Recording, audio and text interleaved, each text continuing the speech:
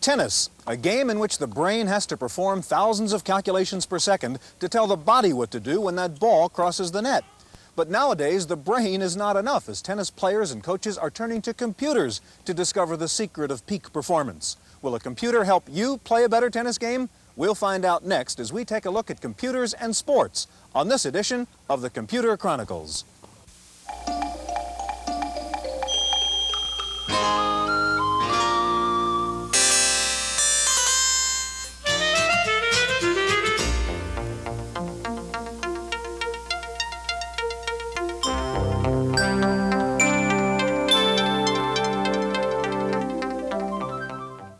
The Computer Chronicles is brought to you in part by McGraw-Hill, publishers of Popular Computing, the magazine that gives readers an understanding of the technology and applications of microcomputers and software in office, home, and classroom.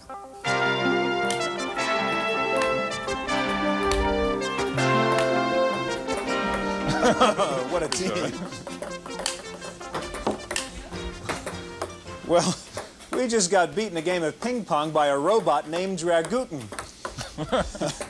Now, you may think this is funny, but there are 3,000 of these robots in use right now training tournament-level ping pong players, and that's only the tip of the iceberg in the use of robots and computers in sports. Now, Gary, the number-crunching computer and the finesse and skill of an athlete seem total opposites. How do we use a computer in sports? Well, in this particular case, I'm going to go out and kick this little computer's plug out because it's beating me. But in general, it's just another vertical market, another place to sell computer systems. Analyzing statistics, trends, just strategies in general, and also designing the equipment that we're using.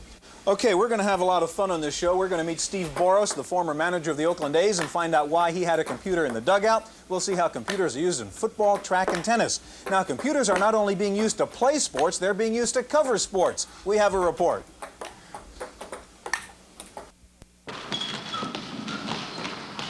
Hovering above stadiums and playing fields like a giant hummingbird, a new computer-controlled camera called SkyCam is transforming the art of televised sports. It can glide and dive, shoot straight up in the air, and hover silently within inches from the ground. Supported on 4 thin cables strung across the field, the camera sits in a dumbbell-shaped cradle, equipped with gyroscopic stabilizers and radio-controlled electronics. The operator uses joysticks, much like those of a video game, to direct the camera's position almost anywhere over the playing field, and at speeds of up to 27 miles per hour. SkyCam is a real-life exercise in geometry, giving the director precise and instant control of what used to be the most difficult of shooting environments. And because the positions are computer-defined, camera moves can be choreographed in advance, stored in the memory, and replayed later, the camera always returning to its mark like a good actor. While the camera's talents are not limited to sports, it is the field, court, or rink that makes the best use of its remote capabilities. A rectangular space is easily broken up in XY coordinates for positioning the camera.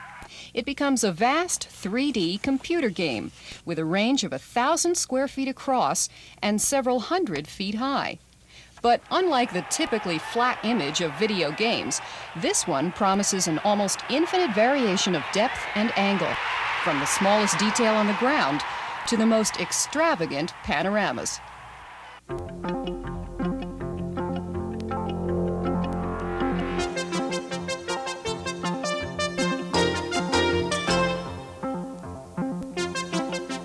Joining us now is Billy Hicks. Billy's with Quantel, and Quantel makes a computer sports system called SportsPack. And next to Billy is Steve Burrows, former manager of the Oakland A's and currently in charge of minor league instruction for the San Diego Padres. Gary? Steve, I understand that in the past you've gathered statistics about games to help you, your strategies and so forth, done this manually, and then you've gone on and automated some of these processes. What do you do? How do you use these numbers, and what do you do? Well, initially, with the A's, what we try to do is keep track of the matchups, our hitters versus the opposing pitchers and vice versa. The classic example I use is a situation in Detroit when I was thinking about pushing Dwayne Murphy down the lineup. He's our team captain and hitting fourth and struggling. And I noticed, according to the matchups, that he was something like 8 for 16 against Dan Petrie, the Tiger pitcher. And rather than take him out of the fourth spot, I left him in the fourth spot. And in the seventh inning, he hit a grand slam home run, which basically won the ball game for us. So it's that kind of information that can help a manager make intelligent decisions. Now, have you written some programs yourself or worked with some people now to automate a lot of these processes? Well, now that I'm going on with San Diego, I'm going to encourage the Padres to use the computer to keep information basically on scouting reports of our minor league players and minor league prospects that we'll see with other ball clubs. On the big league level, I can see a big league manager not only keeping track of matchups of hitters versus pitchers, but where in the strike zone a hitter is liable to hit a home run or make an out, and where in the field he's liable to hit a ball so that you can station your defensive players a little more efficiently. Now, did you use this computer during an actual game? Would you go to look for information as to what pinch hitter to pick, for example, what reliever to bring in? I used to look at the matchups before the game, and then where there was a lot of information that was valid, I'd keep it on note cards that I had in my back pocket along with my lineup card. Actually, you can't use the computer and have a monitor in the dugout. It's illegal? Well, what they're afraid of is that you're stealing the signs from the catcher and getting an idea of what pitch is coming. So that's why baseball does not allow a TV monitor in the dugout. Now, what does management and ownership think about your use of computers, by managers and coaches? They're a little bit resistant. The A's management is a little more progressive, and there are some young owners in baseball who are turning to the computer, Turner, Steinbrenner, the White Sox. But there are a lot of people in baseball who are very conservative and very resistant to any new idea like the computer. What would you get into situations, Steve, where your kind of gut instinct says, do it this way, and you pull it up on the computer and it says do it that way, and what do you do then? I always go with my instinct. Most of all, a big league manager has to be a master psychologist, and sometimes you have to take the computer data and throw it out the window, because what you're going to do if you utilize that information is bad psychology, and you may destroy the confidence of the player. Billy, now let's turn to your sports pack system, and you have something that can be used in football, is that right? Yes. How would a football coach use sports pack? Football coach will really use it in 2 to 3 different ways. The most interesting way is what we call scouting reports, tendency reporting, game analysis, both on yourselves, on your opponents. What it really breaks down to, you want to know what that coach is going to do. If it's 3rd down, 2 to go, he's between the 40-yard line and the 50-yard line. You want to know what the tendencies are. Is he going to run to the right, run to the left? Does he normally throw a pass? They're breaking down film from previous games on these opponents, entering that information in the computer and trying to get a handle on what he just may be doing. Can the computer system actually be used during the game? No, it can't, or at least in the NFL. The NFL says no. It's used for preparation. So there's a feeling maybe that takes a little bit of the sport out of the sport, I guess. Right, and they're working towards it. For instance, you can have computers in the press box for statistics during the game, but nothing that can be communicated down to the field. But you don't ever see sort of 2 gurus at an NFL game, each with their terminal on opposite sides of the field, doing Bill Walsh numbers. No, but oftentimes we have customers that both use our computer, that both use the game analysis modules. So they're scouting each other on the same system. It's just the information they're putting in that's different. What about at the college level or high school level? Is sports pack used there? Yes, we've got 19 major colleges that use our system, and the majority of them are football schools doing scouting reports, high school recruiting databases, injury reporting for the trainers. Now, does your system also get used besides just those tendencies you talked about in training, in nutrition, and those kinds of aspects of athletics? Sports pack is pervasive throughout the athletic department or the sports organization. We usually break it down into 3 areas, what we call the sports modules, the ticket modules, and the accounting modules. So the front office is using it, the ticket people are using it, and the coaches, the personnel people, and the trainers all have modules. So this is all done on a larger computer system with a telephone connection and so forth? Yeah, it's a mini computer. Quantel makes minis in 3 different sizes, and then the terminals are pulling off 1 terminal to 128 terminals. Right. And were you using a microcomputer, Steve, when you were with the A's? We were using an Apple. And Jay Alves was assigned to putting that information in during the ball games, and of course adding to it from our pitching charts once the games were over. I'm just thinking also about user friendliness, and I'm imagining kind of Yogi Berra sitting down at a computer terminal. Was it difficult to operate this, for an average manager? Well, Jay would give me the information, the printout sheets after the ball game, and then of course I would have plenty of time to look at it, and as I said, make notations on cards that I kept in my back pocket with the lineup card. Okay, gentlemen, thanks very much. In just a minute, we're going to take a look at how you can use computers to improve your tennis game. So stay with us.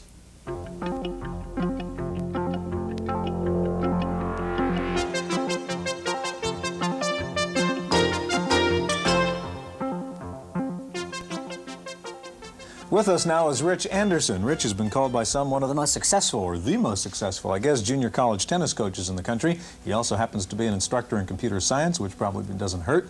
And sitting next to Rich is Bruce Brown. Bruce runs a system called CompuTennis for Stanford University's tennis team. Gary, you play much tennis? I think I've got to say my programming is a lot better than my tennis game. Okay, I'll play you then. Okay.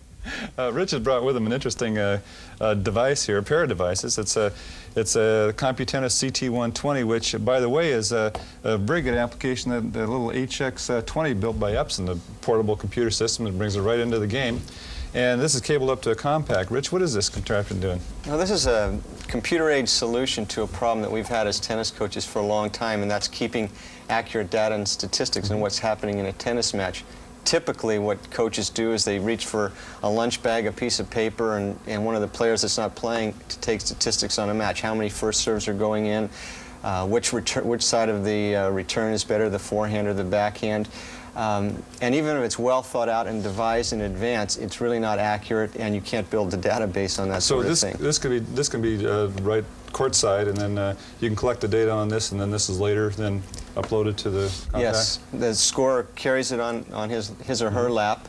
It's battery operated, and every point is evaluated. Okay. Where the serve went. Bruce, you're actually the scorer, the guy who does this. Could you explain actually what you do there? Okay, what we try to do is we obviously can't score. We can't enter every shot, so we try to get the key shots. We record all serves that are hit, first serve, second serve, all returns that are hit, return backhand, return forehand. And for each player on every point, we try to get up to 3 key shots each. So we could have a total of 9 shots entered for each point. Okay, now once you get all this stuff and you have it in your compact, what do you do with it, Rich? Well, we do a variety of things. We can have an up-to-the-game analysis of what's happening in the match. We can get a much more detailed analysis after the match, have the data analyzed and present us with reports. It's very useful in analyzing what one of our players is doing, somebody that we're coaching, or scouting an opponent. Okay, now this can be done during the game itself then with the CT120. Yes, you can. Okay, now you have a Davis Cup match in there. Could you show us how you'd pull something out of there and use it to analyze a player? Sure. This is a Davis Cup match between John McEnroe of the United States and Henrik Sundström of Sweden in the Davis Cup championship round. Let's pull out... So you would pull out one of these things that Bruce has been measuring, like what? Yes, I just chose here complete match first service points won. And a player like John McEnroe, who lives and dies with his serve, it turns out in this match had a bad serving day and lost the match to Henrik Sundström, which by all tennis analysts is a big, big upset. And the statistic we see right away is the percentage of points won, which is far below his average. So you could go back in there after a game and kind of figure out what a player like McEnroe did wrong and say, John, here's where you were weak, work on this, or whatever, if you would dare say that to John. Bruce, if you were, let's say, using the CT120 there at courtside, what would you tell a player? I mean, what would the analysis be? Well, a lot of times the coach will call up during the match and ask for these statistics. We can recall them right up to the last point played and say, hey, is the opponent, making more errors off the forehand or backhand? Which side should he serve to? Is he being more effective going up to net? And I can actually tell him right then during the match, so he can help the player during the match, as well as looking at him after the match and analyzing it then. Just in case if the opponent had an off day, for example, and he was missing one particular stroke. Right. Then he can know to attack that more. Right. Okay, well, tennis is a pretty competitive sport, but so is sailing. And, of course, one of the fiercest parts of the competition of sailing is the design of the equipment itself. And that sounds like perfect territory for a computer. Wendy Woods has a report. Ah, the open sea, the fresh air, the computers. Yes, even out here where civilization seems long gone, computers aren't. Their handiwork can be found in the sails of sailboats. Sailmakers used to employ just their brains, a good eye, and a pair of scissors. But today sails are made for the most part by computer systems like this one. This Berkeley, California-based North Sails outlet, one of dozens of franchises all over the world, employs an MS-DOS computer to do the normally time-consuming job of number crunching in designing the perfect sail for each boat. A second computer receives the information and then communicates it to an industrial XY plotter. It then marks and cuts the plastic sails apart. It's easy to get hung up in the numbers of making sails, and if you can deal with the broad concepts and let the computer itself do the number crunching, it's a lot easier, and you can deal with the important things. Things like determining the stretch, shape, and strength of the sails are still left to the human experts. Plus, people still have to sew the sail together. However, the computer does reduce the labor cost and the tedium, which should also eventually reduce prices to those of us who buy this product. Of course, the success of these sails can only be judged in the sailing. And in that department, North Sails have already won many of their owners some very prestigious awards, like last year's America's Cup. Reporting for the Computer Chronicles, I'm Wendy Woods. I don't know how to connect up all these different topics except to say we just learned about computers and boats, and now we're going to move to computers and boots. Well, not too bad. Okay. I would like to introduce Jeff Cullen and Rick Bunch. Jeff and Rick work with a biomechanics lab for Converse Incorporated, and Converse, of course, makes athletic shoes, as you said. Rick, I'd like to begin with you, and tell me, first of all, what does a biomechanics lab do? Okay, we're a general sports research facility supporting product development of those athletic shoes at Converse. What we're interested in is how an athlete's foot interfaces with the product, the footwear. So we're interested in how the shoe can affect athletic performance.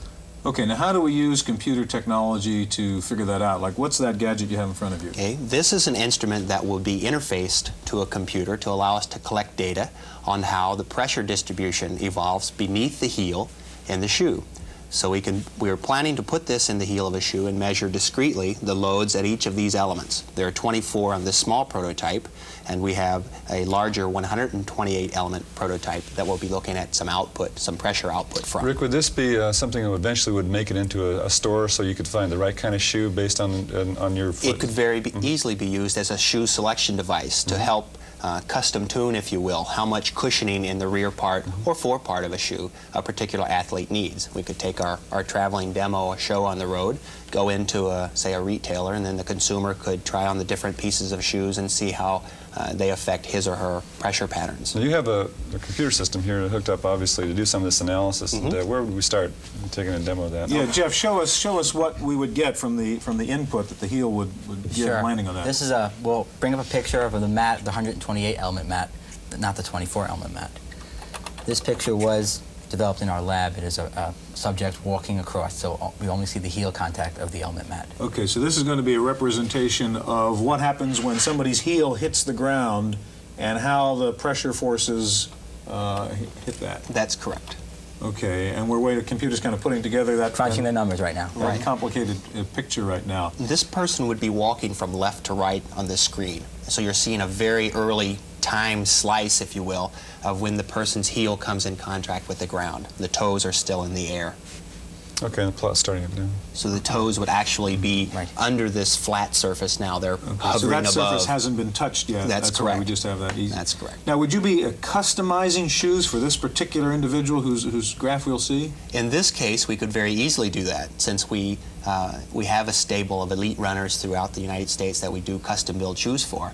For the product development stages, what we would do is take data on quite a quantity of athletes and try to get average profiles to build production levels of cushioning into different models of shoes. So we have kind of more cushioning in one than another if it's appropriate. And Rick, in this graph now, the hills represent I guess the higher pressure areas. Right. The displacement from the surface of the grid represents how much force is applied, and every intersection is a load sensor. So the load on each element is the displacement away from that grid surface. Okay, now you have another device you can use here in which you study what you call pronation. And maybe, Jeff, you could get that rolling while Rick can tell us what pronation is. Along with cushioning in the shoe, another very important functional parameter is what's called rear foot control. And rear foot control injuries are the #1 injury in running, and they accumulate over the thousands of miles that an athlete would put in training for an event, rather than the dramatic type injury such as an ankle sprain in basketball or a single event like that. They are accumulated with time. Explain what you're doing here. Right now, the computer is sampling at a 30 hertz frame rate a picture of a runner running on a treadmill. The computer is sampling the picture and has saved it into memory. which allows us now to manipulate a cursor to manipulate it over the dots and determine the included angle in the shoe.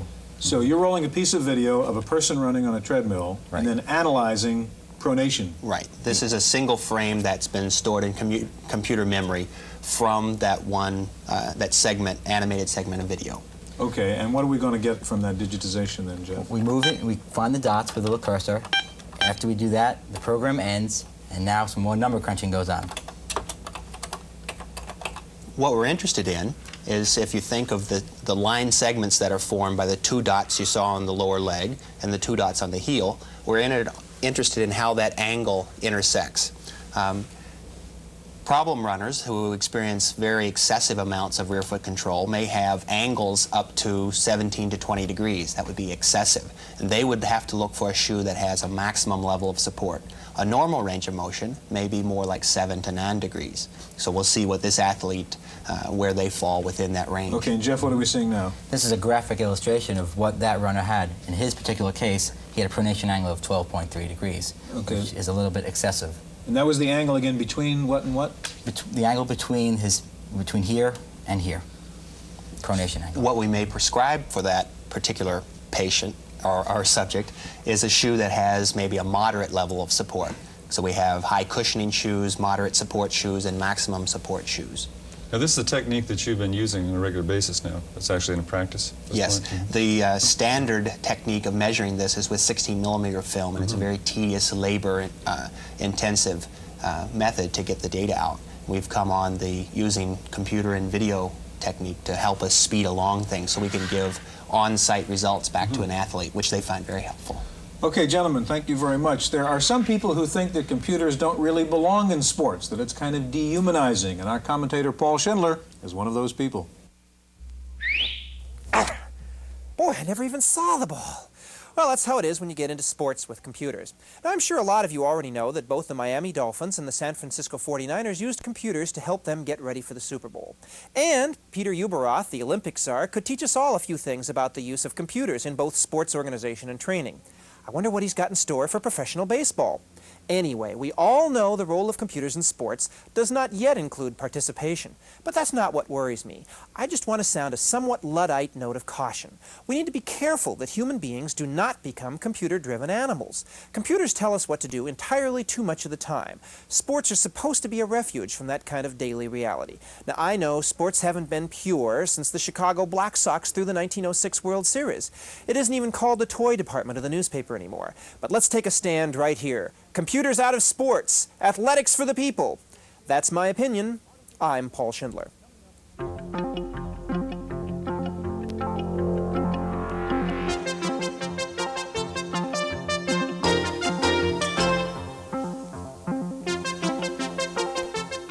In the Random Access file this week, a high school student in California has become the first person to be charged with computer trespass under California's new computer theft law. The teenager tried to break into a Stanford University computer which stored the grades for his high school. The student gained access to part of the password by rummaging through teachers' desks. His plan was to charge his classmates $100 to change their grades. The hacker was caught when the Stanford computer alerted police to nearly 500 attempts to sign on with the wrong password.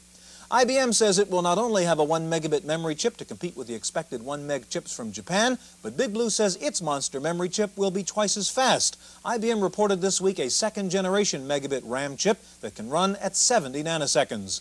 After weeks of rumors, Digital Equipment Corporation has confirmed that it is ending production of the Rainbow personal computer, essentially admitting defeat in its effort to move from the mini world into the micro world. However, DEC spokesman said the war is not over and that DEC engineers are now working on a new personal computer called the Microvax 2. Another failed computer hits the auction block next month. Convergent Technologies announced that it will be auctioning off about 6,000 WorkSlate portable computers. The WorkSlates were introduced at about $1,200. They're expected to go at auction for less than $200. Paul is back now with this week's software review. Sorry, I was just trying to figure out when to schedule more software reviews. You know, if you're busy like me, every form of time management is to be treasured and you need all the help you can get. Well, there's a new form of help available called ExecuTime. Now, sure, you've heard it all before. Calendar programs are a dime a dozen. Well, not exactly a dime, but cheap and dirty and not too functional. But ExecuTime is different. I'd buy it just because it can handle multiple calendars in the same program. In these days of shared secretaries, wouldn't you like to have a program that one secretary could use to schedule 3 people? Now, let's have a look at the screen here. In seconds, you can get a quick snapshot of your time commitment for an entire week. Since a personal computer won't fit in your pocket, you can print this out. ExecuTime also handles dateless items on your to-do list and even sorts them in priority order. Now, ExecuTime is not overwhelmingly wonderful. It's just good software that does the job for $50 from Advanced Productivity Software in Fullerton, California. For Random Access, I'm Paul Schindler. Not enough desk space to shove your mouse around on? No problem. A company called Versatron is coming out with something called the Foot Mouse, a mouse you operate on the floor with your feet. It's reportedly easy to use and saves you the hassle of having to move your hands up and back from the mouse to the keyboard. Another new product for the Macintosh is FileVision. It is essentially a visual database program that lets you store and retrieve information by referencing pictures rather than words or numbers. Potential users could be designers, architects, or engineers. FileVision is not a full-fledged CAD system. If you think answering machines are kind of primitive and you would like to invest about $1,000 in your IBM PC, you might be interested in a new IBM add-on called Watson. It's a combination hardware-software package that turns your PC into a sophisticated answering machine using digitized speech. Basically, the PC can be programmed to contain a number of separate messages for a variety of potential callers. The callers each have assigned to them a unique code number, and by punching in the code number on a touch-tone phone, they can summon up a particular message left just for them. The Watson device also stores phone messages from callers on disk in digitized form. Watch out for a new beauty computer called Elizabeth from cosmetic maker Elizabeth Arden. This computer captures a still frame photo of a woman. It analyzes the skin tones, then allows the operator to apply various cosmetics to the subject's face electronically with a kind of paint box. Once the subject likes the way she looks on the CRT, she hits enter, and out pops a printout with all the makeup she should buy. Finally, I don't know whether it's the airline business which is bad or the computer business which is bad, but Computerland stores are advertising a free round trip on Eastern Airlines if you buy a computer system from Computerland. It sure beats Flight Simulator. That's it for this week's Computer Chronicles. We'll see you next time. The Computer Chronicles was brought to you in part by McGraw-Hill, publishers of Popular Computing, the magazine that gives readers an understanding of the technology and applications of microcomputers and software in office, home, and classroom.